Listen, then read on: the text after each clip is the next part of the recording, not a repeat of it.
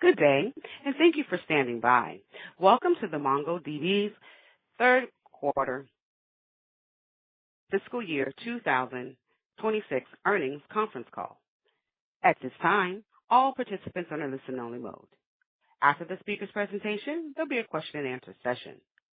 To ask a question during the session, you'll need to press star 11 on your telephone. You will then hear an automated message advising your hand is raised. To withdraw your question, please press star 11 again. Please be advised that today's conference is being recorded. I would now like to turn the conference over to your speaker for today, Jess Lubert, VP of Investor Relations. Please go ahead.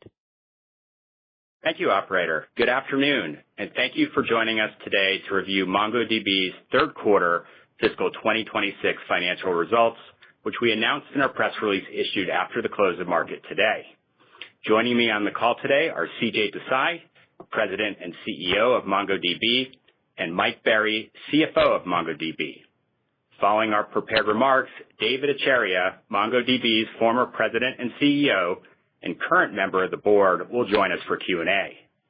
During this call, we will make forward-looking statements, including statements related to our market and future growth opportunities, our opportunity to win new business, our expectations regarding Atlas consumption growth, the impact of non-Atlas business and multi-year license revenue, the long-term opportunity of AI, our financial guidance, and underlying assumptions and our investments and growth opportunities in AI.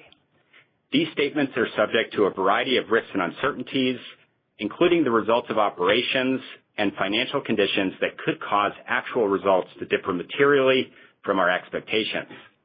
For a discussion of material risks and uncertainties that could affect our actual results, please refer to the risks described in our quarterly report on Form 10-Q for the quarter ended July 31st, 2025, filed with the SEC on August 27, 2025. Any forward-looking statements made on this call reflect our views only as of today, and we undertake no obligation to update them except as required by law. Additionally, we will discuss non-GAAP financial measures on this conference call. Please refer to the tables in our earnings release on the investor relations portion of our website for a reconciliation of these measures to the most directly comparable GAAP financial measures. With that, I'd like to turn the call over to CJ. Thank you, Jess, and thank you to everyone for joining. I am honored and genuinely excited to speak with you as the CEO of MongoDB. This is an incredible company, and stepping into this role is a privilege. I want to start by thanking our customers, partners, and employees for everything you have done to build MongoDB into what it is today. I especially want to acknowledge Dev, whose leadership and vision created a phenomenal company which has strong momentum and a tremendous market opportunity ahead. Many have asked why I chose MongoDB. I had multiple opportunities to lead other technology companies, but MongoDB stood apart. We are at a true inflection point driven by major shifts across cloud, data, and AI. MongoDB has the potential to become the generational modern data platform of this evolving era, an opportunity that comes once in a lifetime. I am a truly customer-obsessed leader, so during my diligence, I spoke with multiple customers. Across these conversations, the message was clear. MongoDB already powers core, mission-critical workloads for enterprises that are modernizing their technology stack. At the same time, MongoDB is uniquely positioned at the center of the AI platform shift. Few technology companies have that combination of durable core strength and emerging platform relevance. Throughout my career, I have driven product-to-platform transformation at some of the most respected technology companies. Looking at MongoDB today, I see all the ingredients needed to build an iconic modern data platform company. World-class technology, a strong innovation engine, deep developer and customer pool, and exceptional talent. We have everything required to become the generational data platform of choice in the AI era. Now, on to this quarter's results. Atlas performance was strong, accelerating to 30% year-over-year growth, up from 29% in Q2 and 26% in Q1. We generated total revenue of $628 million, up 19% year-over-year, and above the high end of our guidance, driven by strength in Atlas. We delivered non-GAAP operating income of $123 million, or a 20% non-GAAP operating margin. We ended the quarter with over 62,500 customers, adding 2,600 in the quarter and 8,000 year-to-date, reflecting 65% growth in customer additions on a year-to-date basis, driven by the strong performance of our self-serve motion. Q3 was an exceptional quarter that was driven by our continued go-to-market execution and the broad-based demand we are seeing across business. At the same time, we significantly outperformed on operating margin, demonstrating that we can drive durable revenue growth while simultaneously expanding profitability. Now, let me explain why I see such a large opportunity ahead for both core operational data and emerging AI workloads. Our core business is strong across self-serve and enterprise customers, even before any AI tailwinds. In my first 3 weeks, I've met with over 30-plus customers, from AI-native companies to C-suite technology leaders at Fortune 500 companies. Those conversations have only strengthened my conviction in MongoDB's opportunity.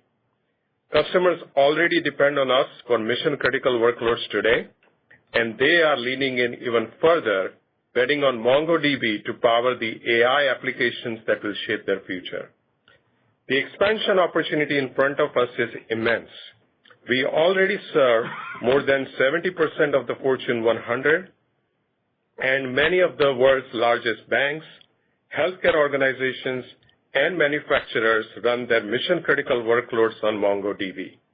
Even with this foundation, there is still significant room to broaden our footprint within the enterprise. A strong example of this expansion opportunity is a major global insurance provider that has adopted MongoDB broadly across its enterprise.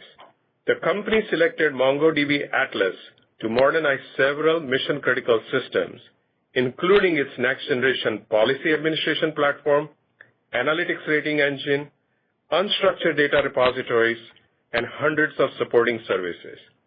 Since moving its policy platform to Atlas, the insurer has expanded from just a small set of regions to nationwide and significantly accelerated the rollout of new products and distribution channels. Standardizing on Atlas has given the organization the scalability and reliability to improve customer experience, support more advanced data and AI capabilities, and increase development velocity, all central to its transformation and growth ambitions. All of this momentum in the core business is happening before the AI wave has meaningfully impacted our results. We are still early, but the signs are encouraging. From AI-native startups building intelligent applications on MongoDB to large enterprises developing AI agents that will reshape how they operate. AI applications must connect what LLMs know with what companies know, which is their proprietary data, systems, and real-time context. This is fundamentally an information retrieval problem, and it requires a very different architecture than the last generation of software. Rapidly evolving AI models uncover new, complex properties about entities, and rigid tabular stores cannot deliver the real-time, high-accuracy performance that AI systems require. At the same time, AI is dramatically increasing the speed at which applications are built and iterated, and fixed database schemas simply cannot keep pace. This is where MongoDB has a structural advantage. Our document model, natively JSON, is built for diverse, fast-changing, and interdependent data. Our integrated search, vector search, and voyage embeddings remove the need for brittle bolt-ons and we are seeing industry-leading results. Number one on the Hugging Face retrieval embedding benchmark with Voyage MongoDB models, and the number one vector database on DB engines. Advances in our embedding and re-ranking models drive meaningful accuracy gains, enabling AI applications to deliver more grounded responses with fewer LLM hallucinations, while lowering storage cost and query cost through smaller, more efficient embeddings. Because all of this is delivered in a unified platform that runs anywhere, customers can keep operational and AI workloads together, simplify their architecture, and innovate faster. As AI adoption accelerates, MongoDB is positioned not just to participate in the wave, but to help define it. We are already beginning to see this play out with AI-native customers like Mercor, which is redefining hiring with its fully automated platform that uses AI to assess and match talent with the opportunities they are best suited for. Mercor uses MongoDB Atlas to store the AI data behind its platform that directly connects professionals to AI model training and evaluation roles. Originally a self-serve customer, the company is also utilizing Voyage AI embeddings and Atlas Vector Search. Atlas has scaled to support Mercor's 50% month-over-month growth, allowing the company to keep its software engineering team lean and agile as it expands to over $10 billion in value. This is just one example of how customers are building AI-native applications and companies on MongoDB. We are also seeing meaningful traction among large enterprises that are starting to build AI applications that have a material impact on their business. For example, a highly influential global media company aimed to increase engagement via enhanced content recommendation for its vast repository of multimodal assets across its 70-plus websites. Their existing stack, powered by Elasticsearch, hit a performance wall, struggling with the complexity of new embedding models. Recognizing that rigid systems stifle innovation, the engineering team re-architected on MongoDB Atlas and MongoDB Atlas Vector Search, working with MongoDB experts to deliver a proof of concept in just weeks. They integrated Voyage AI models directly alongside their data. The solution scaled effortlessly, cutting latency by 90%, reducing operational spend by 65%, and driving a 35% increase in click-through rates, ultimately providing millions of global readers with a seamless, deeply personalized discovery journey. The bottom line is that the business is performing exceptionally well. Existing customers are expanding with us, and net new customer additions continue to show strength. Companies in nearly every industry and across every geography are choosing MongoDB because we deliver the features, performance, cost-effectiveness, and AI readiness they need in single data platform. Given the continued robust performance of Atlas, along with the healthy underlying fundamentals we are seeing in the business, we are raising our financial guidance for the fourth quarter and the full fiscal year 2026 and reiterating our commitment to the long-term financial model outlined at our recent Investor Day. Over the next few months, my focus is straightforward: deepening customer relationships, advancing our innovation agenda as we build the generational modern data platform for the multi-cloud and AI era, scaling our go-to-market efforts, and supporting our people so they can do their best work. I believe MongoDB is a company that has only begun to realize its vast potential, and I look forward to unlocking this potential in the years to come. With that, I'll now hand the call over to Mike to discuss the financial results and outlook in greater detail. Mike? Thank you, CJ. I want to extend a big welcome to you from all of the employees at MongoDB. We are excited to have you join the team. I look forward to working with you to continue to execute on our business plans and drive meaningful shareholder value. I also want to thank Dave for the partnership and our time working together. I believe we accomplished a lot in a short period of time and appreciate all of your guidance and leadership. Best of luck in the next stage of your life journey. Okay, now let's move on to the financial results. I will begin with a detailed review of our third quarter results and then finish with our outlook for the fourth quarter and fiscal 26. I will be discussing our results on a non-GAAP basis unless otherwise noted. As CJ mentioned, we had another strong quarter as we exceeded all of our guidance ranges and are increasing our full-year outlook across the board. In the third quarter, total revenue was $628 million, up 19% year over year and above the high end of our guidance. Shifting to our product mix, Atlas revenue outperformed our expectations as year-over-year growth accelerated to 30% in the third quarter and now represents 75% of total revenue. This compares to 68% of total revenue in the third quarter of fiscal 25 and 74% last quarter. In the third quarter, Atlas consumption growth was relatively consistent with last year's growth rates, which drove the acceleration in revenue as well as growth in absolute revenue dollars for the third straight quarter. Atlas growth was driven by continued strength with our largest customers in the U.S. and broad-based strength in EMEA. This strength is being driven both by new workloads and growth of existing workloads. We believe these dynamics reflect our growing strategic importance to many customers and our ability to win more critical workloads due to the strength of Atlas. You can see that progress in our total company net ARR expansion rate, which increased to 120% in the third quarter, up from 119% last quarter.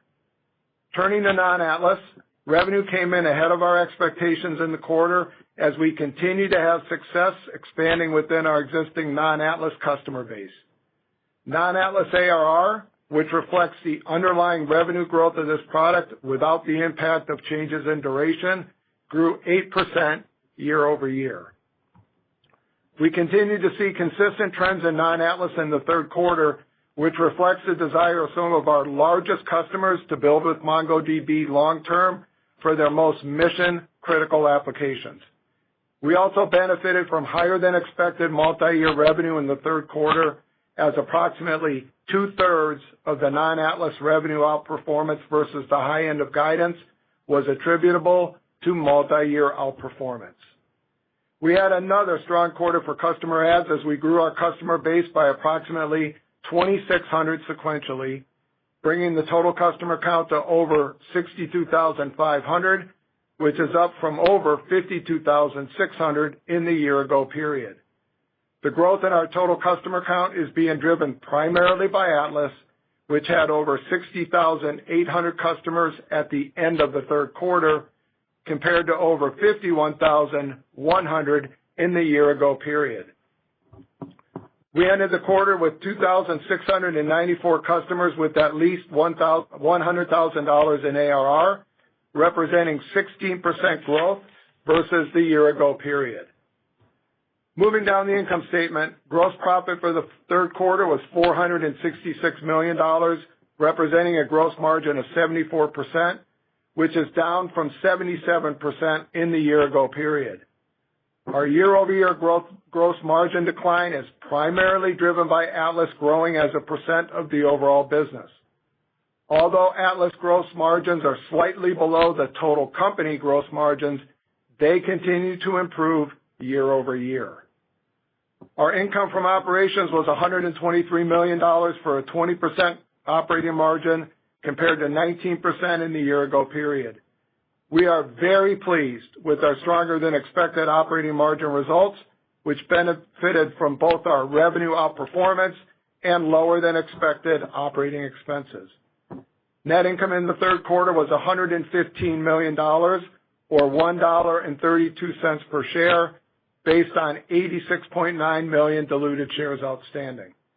This compares to net income of $98 million, or $1.16 per share, on 84.2 million diluted shares outstanding in the year-ago period. Turning to the balance sheet and cash flow, we ended the third quarter with $2.3 billion in cash, cash equivalents, short-term investments, and restricted cash. During the quarter, we spent $145 million to repurchase approximately 514,000 shares, which was executed under our previously announced $1 billion total share repurchase authorization. Operating cash flow was well above our expectations at $144 million, and free cash flow was $140 million, which compares to $37 and $35 million respectively in the year-ago period. Our cash flow results were driven primarily by strong operating profit and improving working capital dynamics, particularly related to higher cash collections. We remain confident in our ability to drive higher and more consistent free cash flow going forward. Before we go into our guidance for the rest of fiscal 26, let me recap some of the enhancements we have made to our approach to guidance since I joined MongoDB. Importantly, we are providing more visibility into our expectations for Atlas growth as well as non-Atlas ARR growth each quarter. That being said, we will continue to be prudent in our forecasting of multi-year deals and only include those deals where we have very clear visibility. Our goal is to give you a more transparent view into our expectations for the business and our approach to guiding the non-Atlas business. Now, let me share some of the assumptions driving our outlook for the rest of fiscal 26. Number one, we are continuing to see strong momentum in Atlas, which has experienced relatively consistent consumption growth through the first 3 quarters of the year and comparable seasonal patterns as compared to fiscal 25.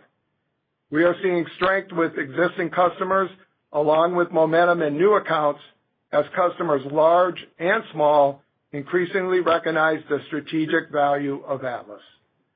As a result, we now expect Atlas to see approximately 27% revenue growth in the fourth quarter of fiscal 26, which is higher than our previous expectations of growth in the mid-20% range. This outlook reflects our continued confidence in Atlas while taking into account the historical seasonal variability and consumption patterns during the holiday period. Number two, we continue to experience steady ARR growth in our non-Atlas business and have good line of sight to several large multi-year deals we either already have or expect to close in the fourth quarter of the year. Based on these dynamics, we now expect our non-Atlas business to grow in the upper single-digit % range year over year in the fourth quarter. Number three, we continue to make strategic investments in engineering, marketing, and direct sales capacity to drive continued growth. Some of these planned investments have taken longer to implement than expected and have shifted into the fourth quarter of fiscal 26 and fiscal 27, which has benefited our operating margin during fiscal 26. Fourth, we continue to make progress on free cash flow conversion, which is now expected to exceed 100% for fiscal 26. Finally, we will continue to execute our share buyback program to help offset dilution from employee equity awards. In addition to our buyback, this past quarter we began settling the taxes due on the vesting of employee RSUs with cash instead of issuing new shares. We also expect to receive over 1 million shares of stock for the cap calls associated with our 2026 notes that mature in January 2026. All of these actions will help us manage share count for the long term and illustrates our commitment to being good stewards of your capital. Now let's shift to guidance in the fourth quarter and fiscal 26. For the fourth quarter, we now expect revenue of $665 to $670 million, which equates to 21 to 22% year-over-year growth. We expect non-GAAP income from operations to be in the range of $139 to $143 million for an operating margin of approximately 21%. We expect non-GAAP net income per share to be in the range of $1.44 to $1.48 based on 86.5 million diluted shares outstanding. For fiscal 26, we now expect revenue to be in the range of $2.434 to $2.439 billion, an increase of $79 million from the high end of our prior guide, and representing full-year revenue growth of 21 to 22%. We are raising our non-GAAP income from operation expectations by $109 million at the high end and are now targeting a range of $436.4 to $440.4 million for an operating margin of approximately 18%. We expect non-GAAP net income per share to be in the range of $4.76 to $4.80 based on 86.7 million diluted shares outstanding. Note that the non-GAAP net income per share guidance for the fourth quarter and fiscal 26 assumes a non-GAAP tax provision of 20%. While we will provide detailed guidance for fiscal 27 on our fourth quarter call, I would like to comment on how we are thinking about a few metrics as we sit here today. First, we remain committed to the long-term model presented at our Investor Day in September and continue to make great progress against all of the objectives highlighted at the event. We have seen strong margin expansion and free cash flow performance in fiscal 26, and both of these metrics are tracking well above the long-term targets we discussed in September. As we look ahead to fiscal 27, we will continue to make strategic investments to focus on driving growth going forward.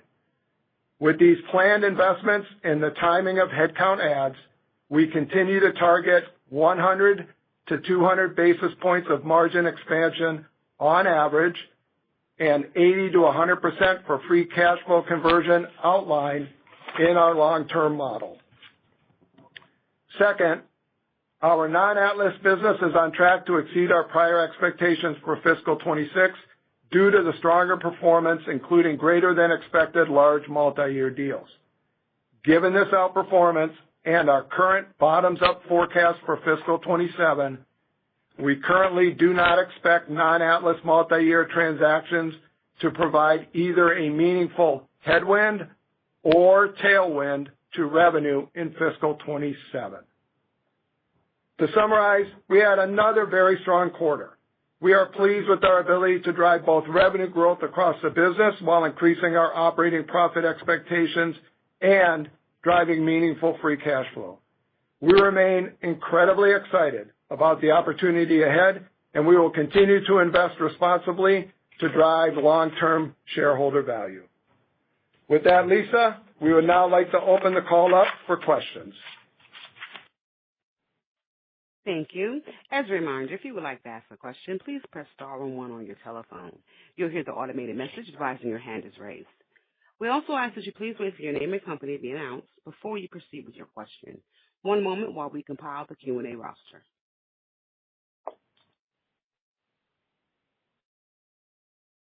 And our first question of the day will be coming from the line of Sanjit Singh of Morgan Stanley. Your line is open.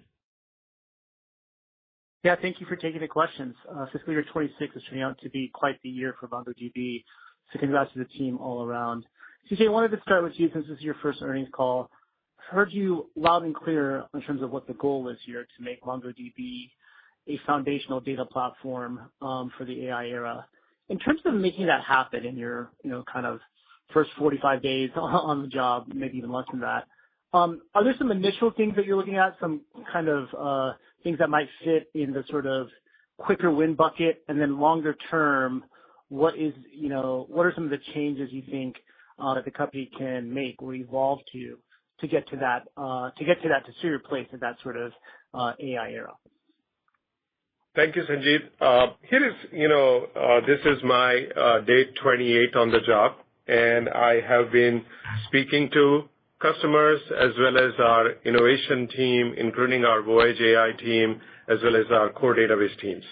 The first thing I would say is the opportunity for MongoDB to be that data platform for AI workloads is very real because you need real-time operational data, you need the right context, you need to make sure that you are keeping up to date between the proprietary data of the company, as in the enterprise, as well as the LLM learnings that the LLM model brings to the table. And most importantly, when I think about all of that combined together, MongoDB has all the elements needed to be the right foundational platform for AI workloads. In speaking to customers, it is still early. There are, various co-pilots when it comes to productivity types of applications that are happening inside of an organization, whether it's a bank or a healthcare organization or a manufacturing organization. But what I have not seen is truly AI agents running in production that fundamentally transform the business or serve customers better. There are many, many pilots still going on.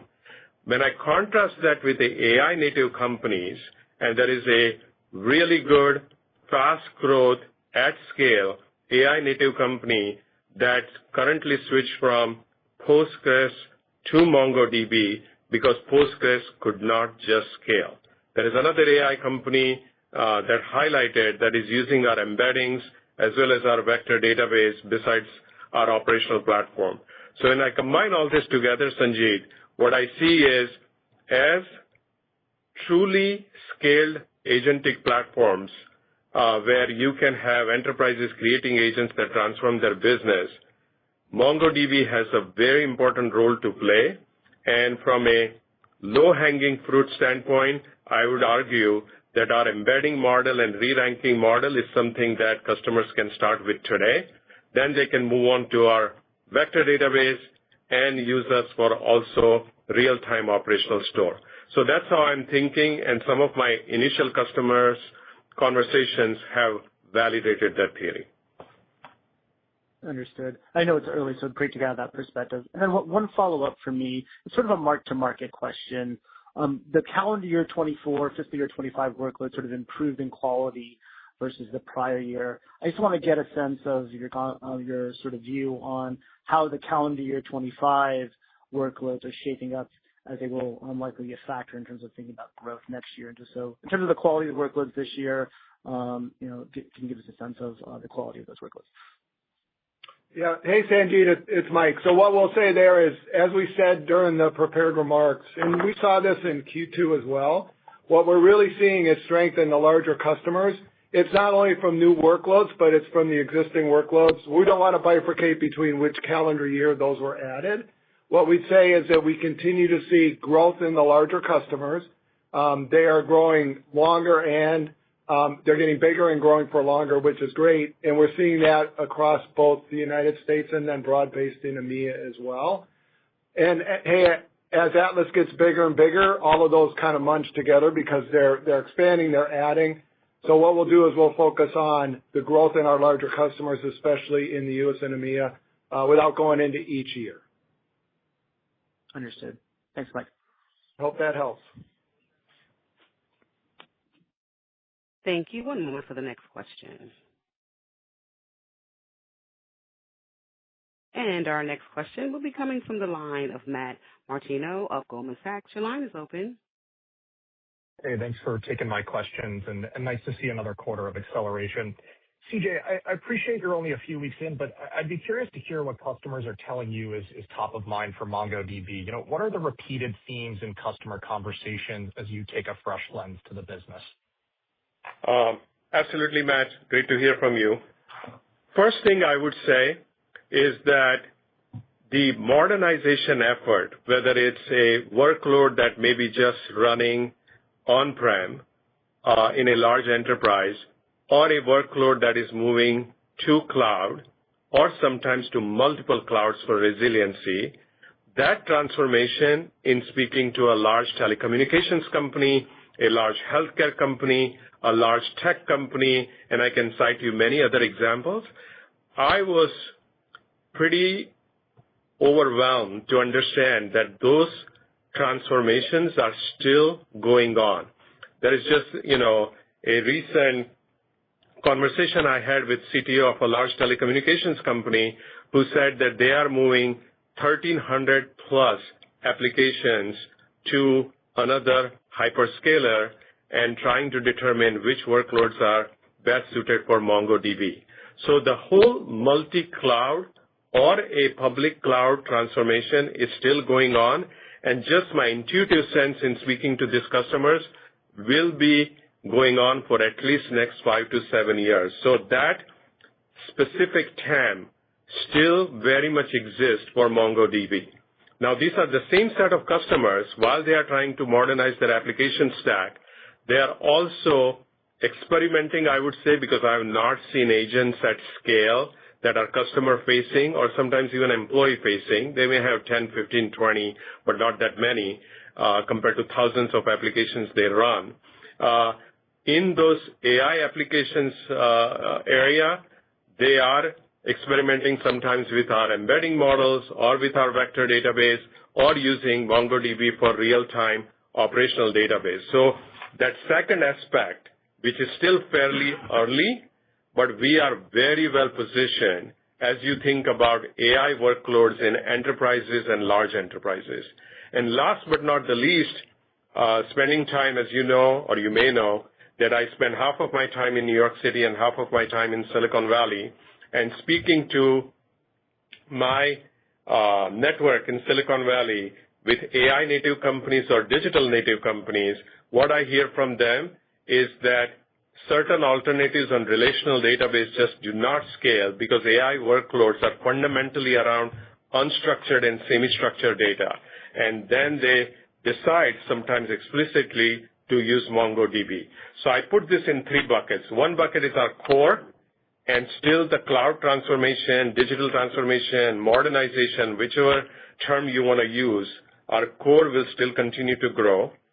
As people create AI agents at scale, MongoDB has a role to play. And for AI native companies, and some at scale, are already using MongoDB because the alternatives in relational world just do not scale. So those are my 3 buckets and initial mental model on how these conversations are proceeding and what we can do for them. Really clear. Thanks for sharing your thoughts there, CJ. And then, Mike, just a quick follow-up for you. It was good to see the outperformance on both Atlas and non-Atlas. But, with op margins now about 200 basis points shy of your midterm framework, how should we think about the philosophy around reinvestment and any considerations around non-Atlas and the ability to expand margins as we look out into fiscal 27? Thanks a lot. Yeah, thanks for the question, Matt. So I'm sure everyone's focused on 27. So what we'd say is we will guide 27 on the next call. What we would say is, and it's built into the guidance that you have in Q4, and I also talked about it on the prepared remarks, we are continuing to invest and we will continue to invest. Some of the investments that we wanted to make, especially around engineering, marketing less so, but certainly around sales capacity, has been pushed into Q4. So you should expect to see OpEx continue to grow in fiscal 27. But we also want to make sure, and that's why, Matt, we took the time to say, hey, we want to reorient you to what we talked to you about in September. We still expect to see margin expansion, but you really see it in the fiscal 26 numbers is that is coming mostly from revenue growth. That is the expectation next year. We'll continue to grow revenue. We're going to continue to invest in the business, but the business model will continue to drive that expansion. So you should expect to see us continue to invest, especially across those 3 areas. Thanks, Mike. Thank you. Thank you. One moment for the next question. And our next question will be coming from the line of Karl Keirstead of UBS. Your line is open. Okay, great. Thank you. First of all, CJ, welcome aboard. I'm excited to work with you over the coming years. I had a question for you. So it seems as if you're describing these good set of numbers as strength in the core, essentially even before that AI tailwind kicks in. I'd love if you could define what you think is fundamentally driving that core strength. And do you feel like it's possible that actually Mongo is already getting an AI tailwind in the sense that there's a heightened focus on modernizing your data in advance of AI, such that this core strength is actually AI related? Carl, great to hear from you and looking forward to seeing you on Wednesday. I would say the core strength from my perspective is workloads that are, need modernization, has a lot of unstructured or semi-structured data, and ideally suited for MongoDB. Now, when it comes to AI, could AI potentially drive more modernization efforts? That is possible, but not deterministic. As in, we see as we shared in the remarks, that in the high end of the enterprise, the consumption of the workloads we acquired maybe a year ago, year and a half ago, that continues to move up in the right direction as our go-to-market teams are focused on the high end of the enterprise. We also saw broad-based strength in Europe, and that is pretty much to the core business like the large insurance company on the claims engine and other things that I spoke about related to policies. So I particularly see that as, okay, does that mean that if core is modern, it helps with AI workloads? Absolutely, that is true because they are not mutually exclusive. And Carl, one thing I would say, this is my personal experience in building AI technologies in the past, that the AI team is typically a separate team from the core data team. An AI team relies on the core data team, and if the core data team moves slow, then AI teams get really frustrated because innovation velocity is how they measure themselves on. So my personal experience was, hey, when the core team is not agile, their schemas are not flexible, it actually slows AI down. So there is definitely some facts behind your theory that it is potentially the AI revolution, which we are still in the early stages, is driving modernization in the other part of the enterprise. Okay, CJ, thank you. And then, Mike, for you, I think everybody on the line appreciates the more definitive guidance on Atlas for the following quarter, so thank you. I wanted to ask what's driving that. Is it simply a function of you and Jess in your relatively new seats wanting to be more transparent in the guidance? Or, Mike, is there something actually changing in Atlas such that now that it's at scale, it's becoming predictable enough that it now makes more sense to give precise guidance? Thank you. So thanks, Carl. Thank you for the question. I would say it's probably a little bit of both. One is, hey, we want to give you folks a little bit more visibility to what's behind the guidance that we provide.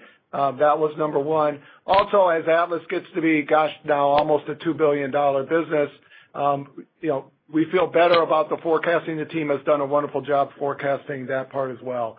So when we gave the number for Q4, we want to make sure and give you the visibility, but we also have a pretty good view of what we hope it would be, understanding that, keep in mind, Q4, we want to be prudent because there are some seasonal holiday patterns that can be somewhat unpredictable, and we've seen that play out in the past Q4s. So I just want to note that for the guidance that we just gave. Got it. Thank you. Thank you. One moment for the next question. And the next question will be coming from the line of Raimo Lenschow of Barclays. Your line is open. Thank you. CJ, all the best from me as well. I have two questions, one for CJ, one for Mike. CJ, on one of the core things in terms of adoption of Mongo will be on the developer side because they're, at the end of the day, developers are like a big driver of like what's getting used, etc. At the moment, a lot of AI is on the West Coast. What's your thinking around like getting getting developer engagement up with Mongo to kind of go against that Postgres kind of narrative that happens a lot in the Valley? And then Mike, for you, like since next year EA is not seeing benefits for multi-year, should we anchor our numbers on the ARR performance then? Is that the right way to think about it? Thank you. Thank you, Raimo. Great to hear from you. I'm going to first ask, there is a little bit historical context in terms of your point on the West Coast. So I'm going to ask our previous CEO, David Acharya, to talk about Reclaim the Bay, the initiative that him and the team started, and then I'm going to specifically talk about how I think about it on the West Coast. Hey, Raimo, it's Dave here. As CJ mentioned, we've talked about this in previous calls, but we made a concerted effort to reinvest in the Bay Area because during COVID and post-COVID, we felt that we had neglected that region. And obviously, there was a whole new corpus of AI native companies that were getting launched. So there's been a real concerted effort, both in terms of putting more feet on the street, putting more marketing efforts in terms of supporting that part of the world, investing more in the startup community and also in the venture community to get people to understand the true value proposition of MongoDB. We've done things like hackathons and other events in that area as well, and there's a team really focused, dedicated to really supporting and servicing these early AI native companies, and that is starting to yield some results. And we feel really good about the progress there, but I'll let CJ talk about what happens going forward. Thank you, Dave. And this is the, Reclaim the Bay in San Francisco area or on the West Coast. It is 100% true, Raimo, that there is a lot of investment with AI native companies, and we could benefit from increased mind share and being in front of them, as in the developer community that you talked about, which is a super important community to us on the West Coast. So me spending personally time on the West Coast helps. I do also have deep network in the West Coast community, both venture community as well as tech companies at scale, and I've already started leveraging that network to get their feedback. We are really excited in this quarter, as in the 4Q. We are relaunching our .local after a few years in San Francisco on January 15th, where we are going to invite companies that have built on MongoDB, some great speakers on why they should build on MongoDB, and show hands-on experience to the developer community in that conference on January 15th. And what I see is, just speaking to many CEO founders as well as developers of smaller companies or mid-sized companies, that all these efforts of the marketing investment that Mike and Dave originally approved is going to start yielding results as we move into the next fiscal year. Thank you. And Raimo, thanks for the question. It's Mike. On non-Atlas next year, we wanted to make sure we've had a lot of questions about the multi-year headwind, so thank you for the question there. We are not guiding for fiscal 27. However, sitting here today, I would steer you more towards, if you look at the full year revenue growth of non-Atlas, it's about 4%. Somewhere in that mid kind of low single digits is probably a good range to think about for next year as we sit here today. Okay, that's clear. Thank you. Yep. Thank you. One moment for the next question. And our next question will be coming from the line of Brad Reback of Stifel. Your line is open. Great. Thanks very much. Not sure who this is for, but on the commentary around new customer strength within Atlas, are you seeing new customers ramp faster for net new workloads than they have been historically, and if so, why? Brad, my initial observation is that the engineering team has done a fantastic job when they launch 8.0 and all the subsequent point releases.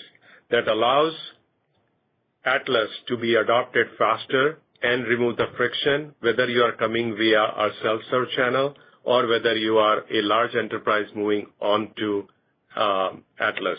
So that's one thing I would say, and I'm going to ask Dave to provide commentary as well from a context perspective.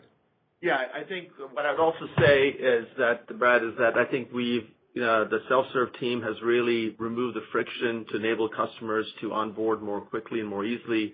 And given the price performance gains that we've seen in 8 and now even better in 8.2, I think that's really driving a lot of the traction we're seeing with our new customers.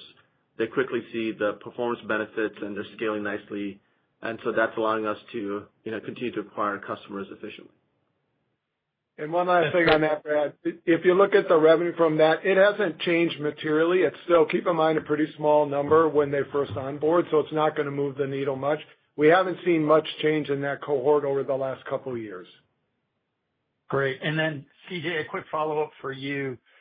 Philosophically, how do you think about M&A as it relates to Mongo? What types of things, if anything, do you think you need to acquire? Brad, you know me well, and I'm a big believer in organic growth. The team, Dave and the team, have laid a very strong foundation on our technology platform. I think Voyage AI in February was a brilliant acquisition where we got an unbelievable team in Palo Alto. And my goal on behalf of MongoDB is to always believe in our own teams and our technology. We participate in a large market, and where it makes sense, where we can get a particular adjacent technology or a great team that can help us accelerate the roadmap, we would always consider that type of M&A. Perfect. Thank you. Operator, we'll take 2 more questions. Okay, thank you. And one moment for the next question. And our next question will be coming from the line of Alex Zukin of Wolfe Research. Your line is open. Hey, guys. Thanks for taking my question.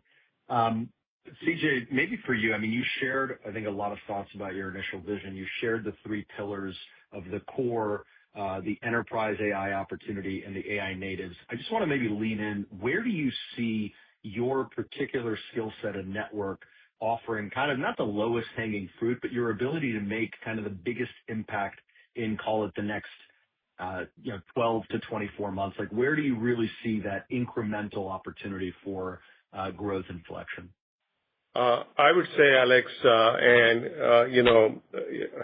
you are aware of the enterprises and the customer obsession I have and the relationships that I have formed over many, many years with the technology leaders at large companies. So from my perspective, there are 2 areas where I can benefit our go-to-market teams immensely. Number 1 is Fortune 500, where MongoDB can still penetrate even at a higher rate than it is penetrating today, both within the existing accounts as well as the new accounts we get. So that's Fortune 500.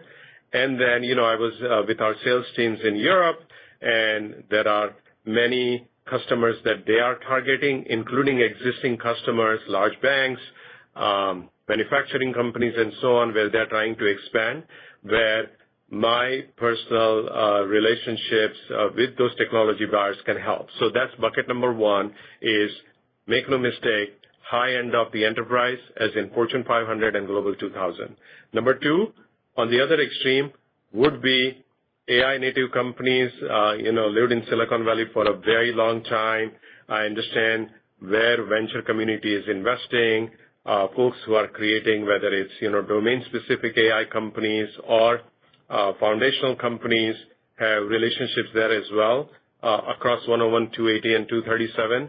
And that's where I also plan to, I would say, plant the seeds in a correct fashion so that over time that becomes a meaningful business for MongoDB if we are the underlying infrastructure for those companies. So those are the 2 extremes that I'm going to spend personally a lot of time on.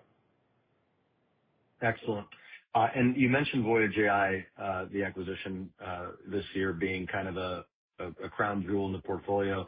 Maybe just help us understand with the AI natives, specifically the opportunities there. Are those starting? Are you guys landing with Voyage? Are you landing with Atlas? Are you landing with both now at a more kind of constant pace? Help us understand kind of that incremental differentiator. Yeah. I would say one example, and this, in my remarks I shared, that there is a super high growth AI company that is doing very, very well and will become a very large company. I have absolutely no doubts about that. They were not able to scale with Postgres and few other technologies, Redis and so on, that they were using, and they moved completely to MongoDB, and seeing that week over week and month over month growth is super inspiring. And I spoke to the hyperscaler where this workload is running, and they are seeing the same, that, wow, this company is doing really well. So that's built on MongoDB because Postgres had scaling issue. The other extreme, I spoke to a fairly successful AI native company that is doing decent ARR, growing very fast. And when I said, hey, have you considered MongoDB, to the founder CEO who is very technical, he said, CJ, we didn't. We built our own vector database and so on. And while I was speaking to him, Alex, about 10 days ago, he basically said, once he looked at the portfolio, he said, let me start with embeddings first. So we are going to try. Of course, we have to prove it to him why our embeddings improves his accuracy on search and so on, and improves the performance. So he said, let's start with embedding models first from Voyage AI. Once that works, CJ, I'm willing to replace my vector DB that we have homegrown, created it with MongoDB. And oh, by the way, if that works well, eventually I'm willing to swap out my operational database as well and use MongoDB. So in those kind of scenarios where they are already on a certain track, we can land with Voyage AI embeddings. And I'm also seeing in a very large customer of MongoDB, I spoke to somebody who is running the AI initiatives, and they love the Voyage AI embeddings and re-ranking model, and they've already approved it for 2 big workloads. So we can absolutely land with that, is the short answer. Operator, we'll take our last question. Sounds like a beautiful synergy. Thank you.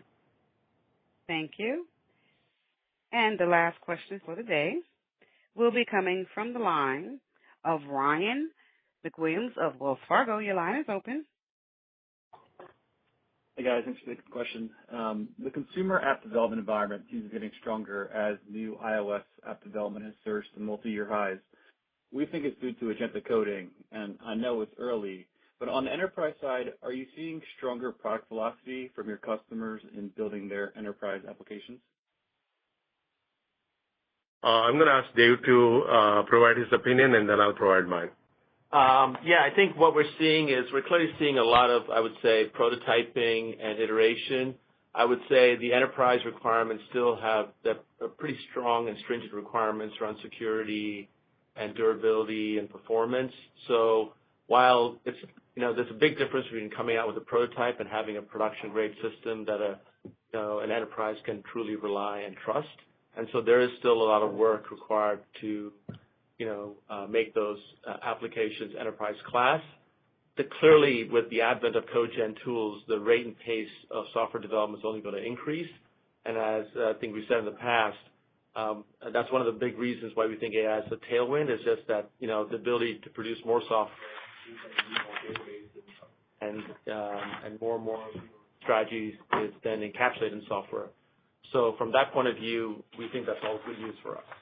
Yep. And the only thing I'll add on is when I speak to customers who I've been speaking for a long time, in regulated industries, which is financial services, which is healthcare, which is public sector, the requirement for an AI agent to be in production versus prototype are vastly different.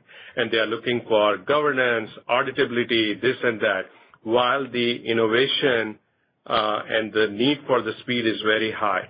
So I have not seen, customers will tell me, CJ, I have 10 agents in production, 15 agents in production. And when I really ask them, I say, are they really customer-facing? Can they be audited on the, probabilistic outcome they derive?